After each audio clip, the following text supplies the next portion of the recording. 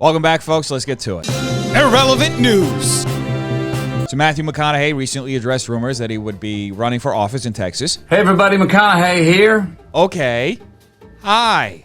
Are you going to get to the point quickly, or is this going to be a painfully drawn out video? One category of service I've been exploring is politics. I've been considering a run for the governor of Texas. Oh, well, it looks like we're going to find out immediately whether or not he's going to run for governor of Texas. Oh, yes. We need more trust in our lives. We got to start shining a light on our shared values. Okay. Thought you were going to get to the point, but I guess we're taking a small detour. Our children are our greatest asset, so, hey, let's be as good of parents as we can be. Now, no matter what anybody says, there is always time to make a pit stop by a good old political cliche. A CEO, star quarterback, a mother, father, husband, wife, brother, friend, mentor, or teacher. Okay, now you're just listing out professions.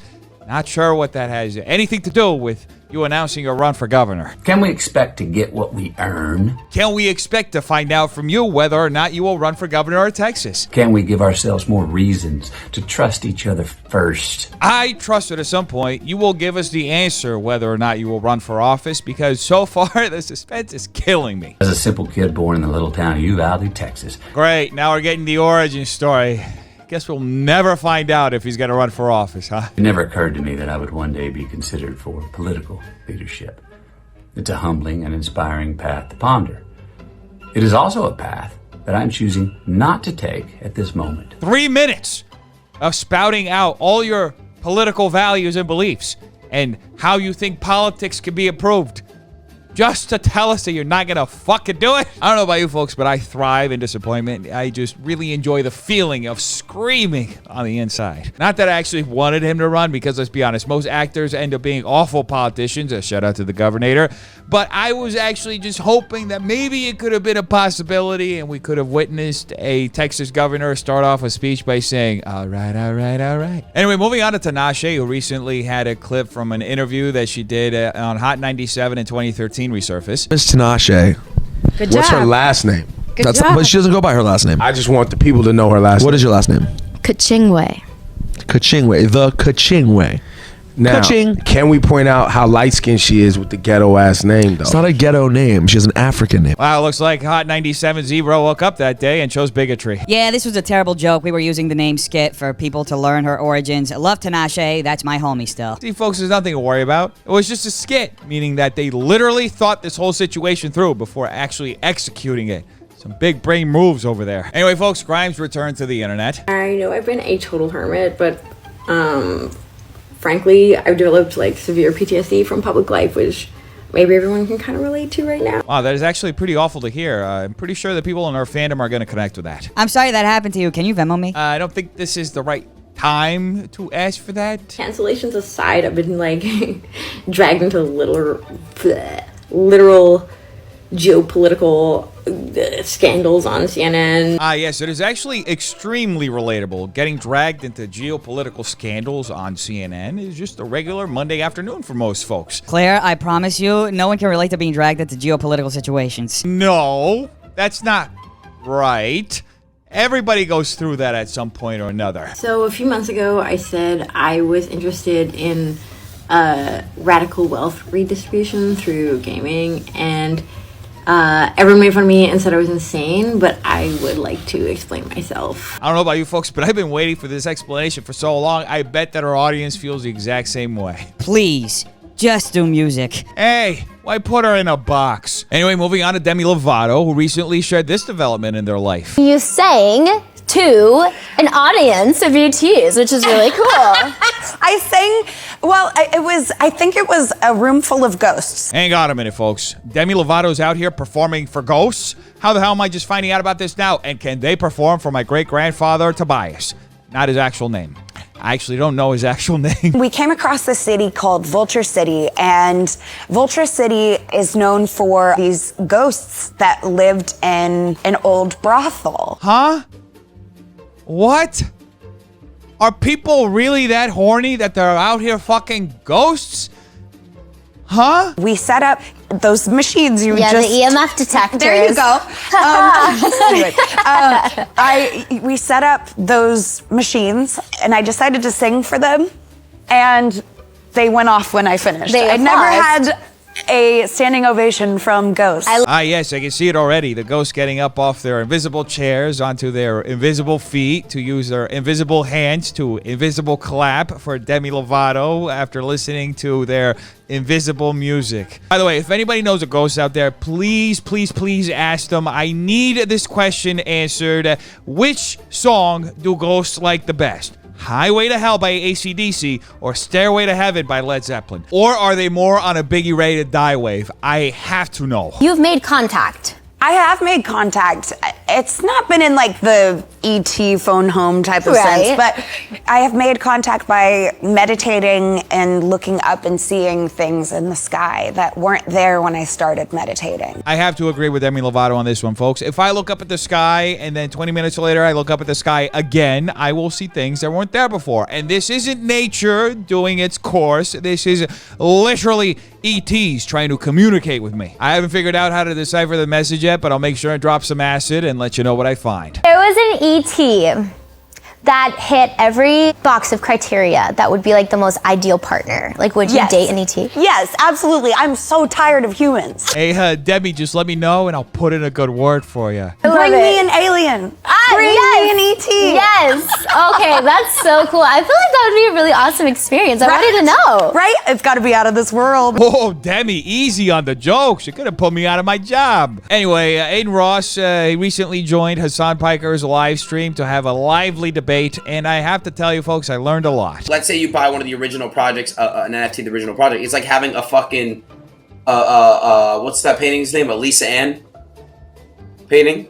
Is that what it's called? Lisa You know, the one Ann, with the girl- porn star? No, the former vice presidential candidate. I am so disappointed that Hassan doesn't know basic American history. Bro, you know what I'm What's What? that one painting called?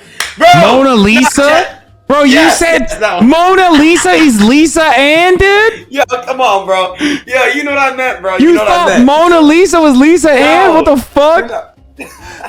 Yo, Hassan, come on, bro. You know what I meant, bro. Now, folks, we all know that Aiden Ross actually meant this ultra-famous painting of former vice presidential candidate Sarah Palin with a stack of pancakes on her head, which you will find, by the way, at the Louvre, which I highly recommend you visit. They have horrific breakfast. Anyway, folks, moving on to the Call Her Daddy podcast, where Alex Cooper isn't too happy that Kim Kardashian is dating Pete Davidson. My face gets sad when I see Pete Davidson because okay, this is my quick hot take. Number one, obviously I'm not going to give you the behind the scene details, but having known someone that dated him, let's just say it's a fucking disaster. But they look so happy in their Lamborghini. It's annoying me that Kim and him are dating because this is the thing.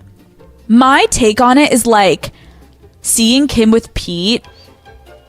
All I want to do, and it's the same with like Megan and MGK. Like I literally want to just be like, where are your kids? Exactly, folks. After women have kids, they are no longer allowed to date or have any fun whatsoever. They should just be permanently strapped to their children and completely devoid of any identity whatsoever. And in case you don't know, that is actually one of the most famous tenets of the modern feminist movement, that moms should have no rights. But I'm a guy saying this shit, so take it with a grain of salt. Where the fuck are your kids and why are you gallivanting around? And I would say to Kim too, like I have respect for her as like a businesswoman, but it's like, if you actually were serious about that relationship, you're Kim Kardashian. You don't need to be walking in a parking lot. That is a terrific point. It is absolutely disgusting that Kim Kardashian has to walk anywhere, as a matter of fact. Why don't her servants just lift her up on a chair and carry her around everywhere she's got to go? Or maybe just get her a Segway. I feel like that could work a little better. There are people in Hollywood that are so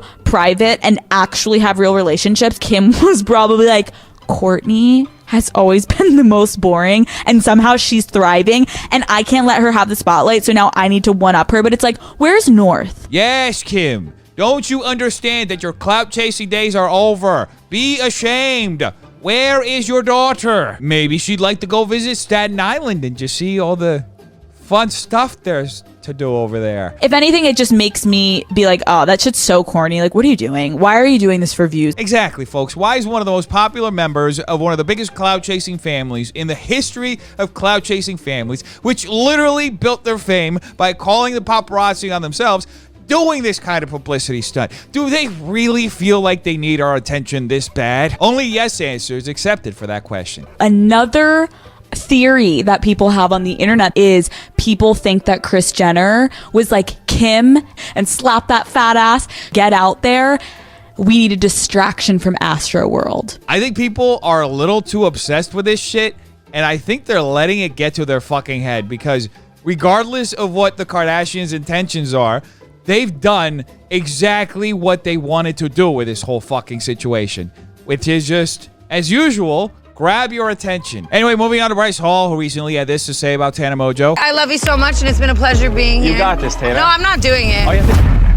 She makes so much money off of OnlyFans and then just complained about her $500 nails. I don't get why you would get your nails done before you're going to like an athletic competition. Now, folks, if you're not doing your nails before an athletic competition, then you're doing it wrong. Oh! Ah! Why is she sitting like that? I can see why people hate us so much. Like, when I'm actually doing these things, I don't realize how douchey I look. And Tana, oh my God. Wait a minute. Bryce Hall is self-aware of his douchiness? This doesn't feel right, folks. There could be a break in the time-space continuum. Never have I ever hooked up with an A-list celebrity. Is Selena Gomez an A-list? Like, people don't understand the sarcasm that I'm doing, and I get it. Like, I was alluding to the fact that me and Selena Gomez hooked up. It was clearly a joke. Bryce Hall, with the funny jokes. I better watch my back, folks, because Bryce and Demi Lovato are gunning for my job at this point. And moving on to Trisha Paytas, recently did a live stream with her fiance Moses, where they addressed a few different things that's going on in their lives. Moses is the king of Tinder. So the rumor is going around that you were on Tinder. Someone in Inglewood. Yeah, swipe right. Oh, geez, Moses, hold on. Barely know you. You want me to swipe right? I may just end up super liking you. I think you have to like delete the profile. Right, we did that. Did we? I don't remember. Back in the old house. But I guess anyone could just make up anything. It's just so crazy because it's like we are literally together all the time. So you're both on his Tinder profile? I'm confused. I'm also kind of stupid. We watched the Ace Family video last night, and it made me feel just so much better that like everyone gets the same thing, because like they were saying the same thing. They were like saying like, oh, they're broke, but then it was like, oh, like they have all this money, and that's like what people say. People literally are saying now, Moses just stays with Trisha for the money. He's making money and fame, but at the same time, it's like, oh no, they're broke. See, what most people don't seem to understand is that to be a true gold digger, you have to be there for the money when the person is broke, so that when they actually make money, then you can just take all that money away from them. Just how most gold digging works. After watching the Ace Family, like honestly, I feel bad for them. I feel so bad for them. Yeah, it is so easy to like hate on a family, right? You just see this thing where it's like so easy to hate, and like it is such a stupid thing. I've never hated on them for their house. Like I felt like if you're like excited for someone's house foreclosing, then that's like just bad. You're just like a bad energy person. Okay, but hear me out. What if you're a ghost and you're hoping that the homeowners will leave so that Demi Lovato can come and do a show for you? Could happen. In fact, it's happened before. Anyway, speaking of the Ace family, Catherine McBroom published a statement yesterday responding to the response to their video talking about how their house was being foreclosed. Thank you guys for all the support in the last video. It means so much. Before I put this behind me, I'd like to share some other issues we had that I didn't add in the video. I know I don't need to, but it's my choice. Hopefully it can help others who are home buyers or future home buyers. And no, I don't want anyone to feel bad for me. This is not about that. If it was, I would have shared this all years ago. Wait a minute. So years ago, they would have shared this to purposely make people feel bad, but now it's totally different. Even though people are watching and hearing about this story and feeling bad. Funny how that works. And for those who are criticizing our decisions and blaming us for the issues, shame on you. People need to understand that this all started in 2018, 4 years ago, when I believed in people. I believed that people were good and honest. I believed that I was around good people, but we were taken advantage of. It's caused me to move differently and change my trust due to life experiences. It was a learning lesson. It's so nice to finally speak my mind. Anyway, folks, Catherine went on to share several pictures and video showing all the issues with the house, some of which they had shown in their original video.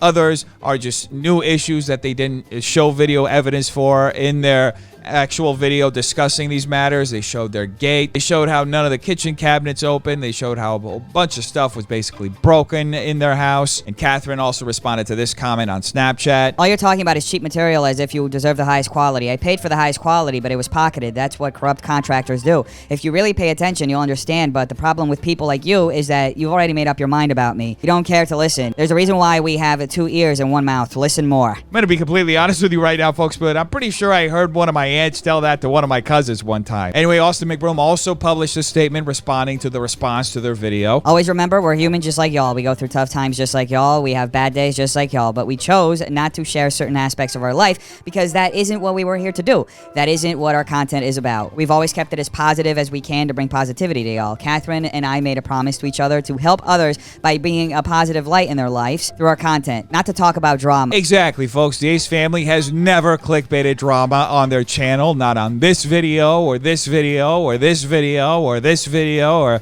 this video. None of those videos were drama baiting. They were just not drama. I just hope you guys understand that in this case with our home, we had to. We were forced to share a story because of how people try to create their own narrative about our life. Have you noticed that we never create drama to monetize? Yes, they don't. That's why all those videos we just saw don't exist. Delusion! It's a beautiful art form. Now a palate cleanser.